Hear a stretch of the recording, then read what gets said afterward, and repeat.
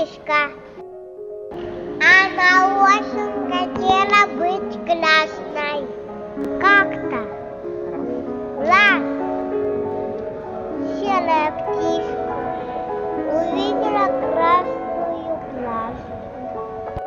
А маленький воробей мечтал встретить обычную серую птичку и жениться на ней.